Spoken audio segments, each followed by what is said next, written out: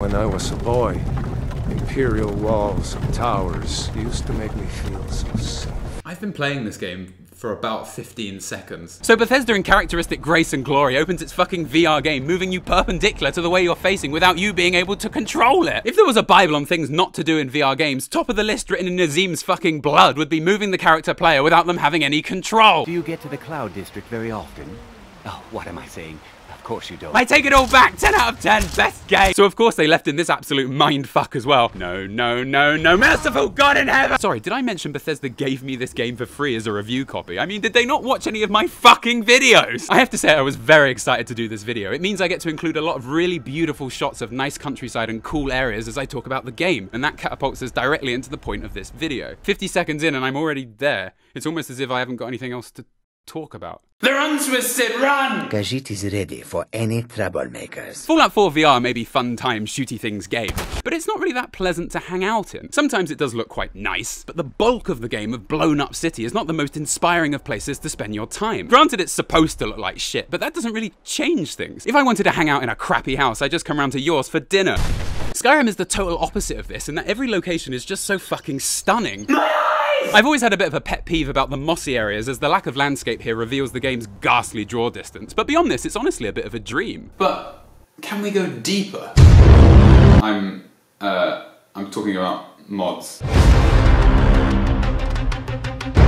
Look, modding Skyrim is like redecorating your house. You could get new windows put in, or you could replace every brick with the same brick that has slightly higher texture resolutions and parallax effects until the furniture won't render. Who do I call to help with something like this? Whilst of course giving everything else tits. Hey! So I mean, you could add more grass to the game, or even give the Khajiits tits. Hey Sid, I got you that new milk that you like. What is happening in here? But in the long run, slightly improved graphics at the cost of a lower frame rate are not going to make the game any more fun. However, there are some mods that do substantially improve Skyrim VR, and I almost consider it not worth playing without them. So I feel we should get you to where I am before we actually review the game.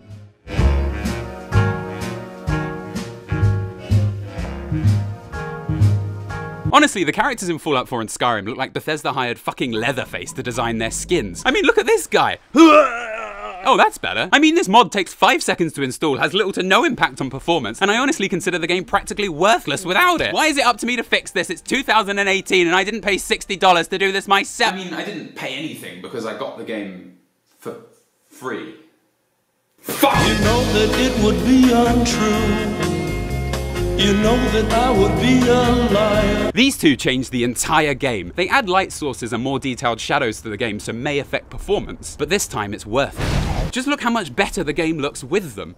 And what it means is, in many areas you have to carry a torch, because contrary to Bethesda's view of the world, you can't fucking see at night. Using these mods then coming back to the game without them is so weird, because you find dungeons that have laid untouched for centuries, but they're as bright as a shitty Will Smith movie. So this mod forces you to trade off between being able to see or being able to fight with both hands. It adds variety to the game that makes sense in the context of the world, and as a result makes the game so much more immersive, it's honestly unbelievable. Exploring dungeons becomes precarious. Anything could be around any corner, ready to jump out and surprise you. Assorted books. It meant that finding the candlelight spell in a dungeon somewhere became a substantial and exciting event. Making a game more challenging and immersive is what makes general exploration more exciting, and that's the bulk of this game. So it's a shame I had to fix it myself, isn't it?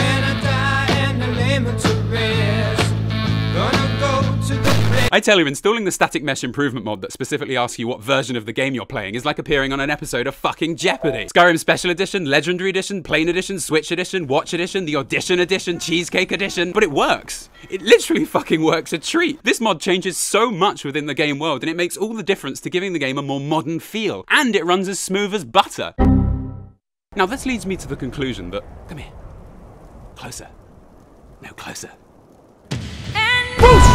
Bethesda didn't actually change much of anything about this game. I mean, obviously they added interactive menus and of course the 3D weapon support. I'm so immersed. But I've managed to get Zelda the Wind Waker working in VR, which was originally made over a decade ago for the Cube game, and that worked perfectly fine. Oh Jesus, oh my God. In a game where you are in the game where the sounds come from, where the sounds come from is exceptionally important. This mod fixes all of the sound issues within Skyrim, has no effect on performance, takes less than 2 seconds to download, and allows the game to compete with other similar modern games. What the f***? fuck are these people doing? To give you an example of how well this mod works, earlier I was in a dungeon and then suddenly I heard a rumbling directly behind me, moving closer. I dived to the side as a stream of boulders rolled past me. I knew they were coming and I knew exactly where they were. Here is the same event without the mod. Wait, what the fuck is that noise? Oh, ow! I played games ever since I could use a keyboard, and from a very young age, due to what can only be described as very poor parenting, somehow got my hands on PC copies of Dungeon Keeper, Legacy of Kain Blood Omen, rupturing organs till the pressure inside bursts the sack of fleshy skin, spraying its... and Abe's Odyssey. More people say the level of violence on video games, which generally reveals how I matured to be such a well-rounded person. Fuck you. I am God! You see, when you're very young, you have this innate ability to put yourself into a video game and experience it at a very personal level.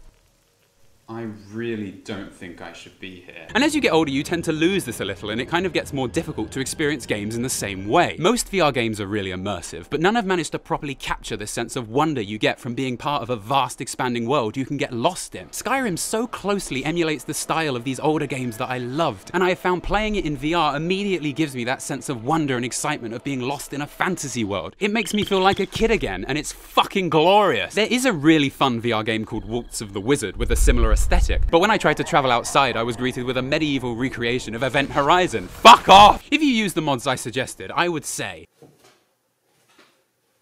that Skyrim is probably the most beautiful video game ever made. Look, I know The Witcher 3 has better gameplay, story, characters, lore, DLC, immersion, writing, AI, performance, endgame, leveling, cities, dungeons, enemies, weapons, and so on. But I think Skyrim has better visual design and fall damage. On paper, The Witcher 3 looks much better than Skyrim. This was such a waste of ink. But I find The Witcher 3's general style too clean, too close to reality for it to evoke a proper sense of wonder. It's the greatest game ever made, that's for sure. But that's... Look, fine, take a look at this and make up your own damn minds.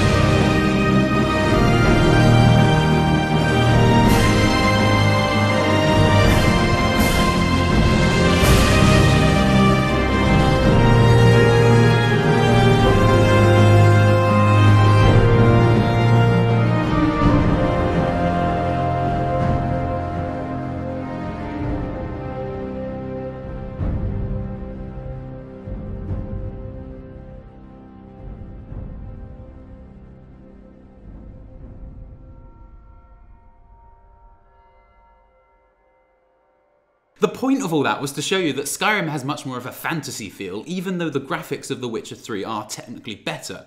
But the thing is, The Witcher 3 is so much like real life, and if I wanted to experience real life, I would just go outside.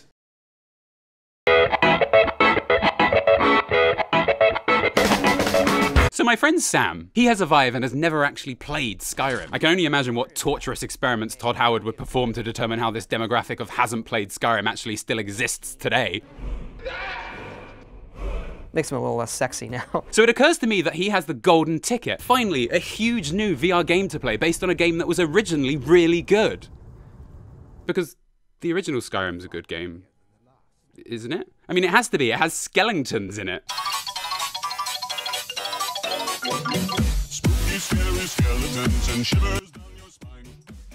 But even without all that, it's still a good game. I mean, yeah, it had giant cats in it too. Coochie coochie coo.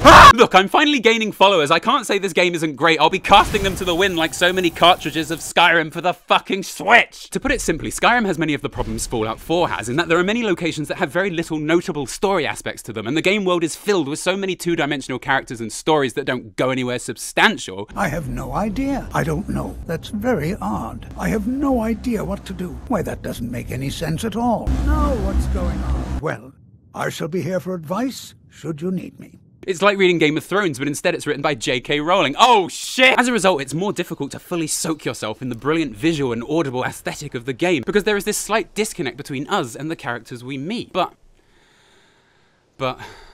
that's why we love this game, because at times it's so impersonal, so straightforward. It ends up being so chill to the point you're gonna fall into a fucking coma. Look, sometimes when you finish work, you just want to switch off, not think. You want to get lost in an uncomplicated universe. New Vegas is the basic opposite of Skyrim for being so deep, dropping you into a story of blurred morality where you explore the intricacies of the darkness of the human soul through the medium of relatable character dramas. And yes, Skyrim doesn't even come close to that. But we do get something else, something not quite as exciting, but still something beautiful. It's more shallow, but to swim in the fountain of life, the water must first go up to your knees.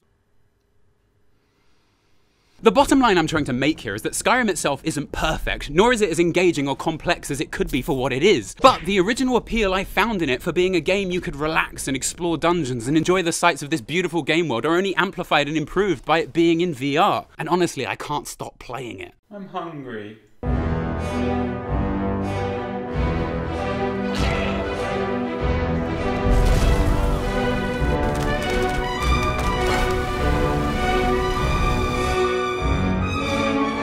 Okay, the video is getting a bit long, so we're going to do a quick fire round reviewing the more relevant VR aspects of the game. Go! VR games eat processing power like they're fucking Mars bars. Yet Skyrim VR runs like liquid gold, but so it fucking should. My 5-year-old laptop plays this game, my calculator gets me to Whiterun, and I'm sure if I inserted the game disc into a cheesecake, it would at least boot the loading screen. So we'll put that in there. And so it's in. And we'll wait for it. Yep.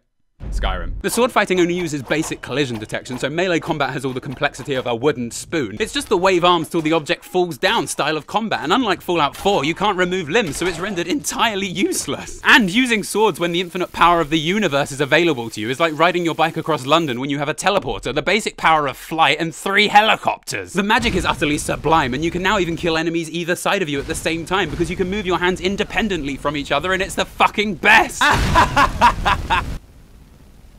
Yeah. The horse riding is a piece of absolute fried gold. Go-go gadget horse dick. When using bows, you can't use your right hand to alter the direction in which you fire arrows, in the most baffling design choice of the decade, as all other VR games allow you to do this. But honestly, you do eventually get used to this, and it works really well. And the rate in which you fire is entirely up to how fast you can move your arms, so you very quickly start to feel like Legolas with a sick fascination of getting as close as possible to your downed enemies so you can see the arrow enter their fat face, and I'm totally not a dangerous person. I'll shoot your fucking ankles off! The weirdest part of the whole game is walking through a room being damaged by every inanimate object you bump into and hearing yourself scream in anguish. Walk into some bones. Walk into a corpse. And when I bump into a cauldron, the fucking universe ends around me. Why do I keep ending up down here? Seriously, put a cauldron on someone's head and it's the funniest goddamn part of the game. Put it on your own head though, and you think they would have playtested this and made your character immune to cauldrons, but I guess that would have ruined the ending battle where 100 Nords face off against 3,000 cauldrons. Get ready, man! Leveling up is like threading a cat through a fucking chimney. It's time. Leveling up in the original game was hard enough because the cursor would just select whatever perk it felt like, but here, fuck me, using a touchpad to swipe between the choices of 60 degrees and 80 degrees simply is not going to work and is no way to live. Please kill me. Picking up objects in the world works as great as usual. You can pick up most things and even wave around these web-covered corpses.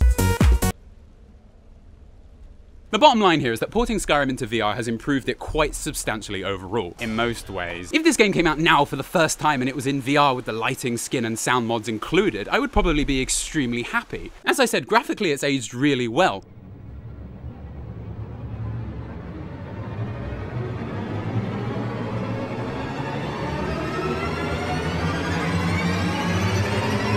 The biggest problem with it is that we've all played Skyrim so much already. I have a master's degree in chemistry, but I still know my way around the College of fucking Winterhold better than any NMR spectrogram. A way around this is to approach the game as differently as possible to any previous playthroughs of the game. I decided my character hates Nords, so is evil in most situations. Has a family in Falkreath, so I went there first. I can't say those words together. Has a family in Falkreath, so I went there first, and had heard that I could become a better assassin slash thief in Solitude, so I was working towards getting there. I chose this because I'm yet to be evil in a playthrough, and I never saw these locations first time round, partly because my game kept crashing whenever I went near Solitude for some reason. Oh fuck it! I mean, this game is huge. There's loads I haven't even touched, but I can still actually have quite a good time and see plenty that I haven't seen before.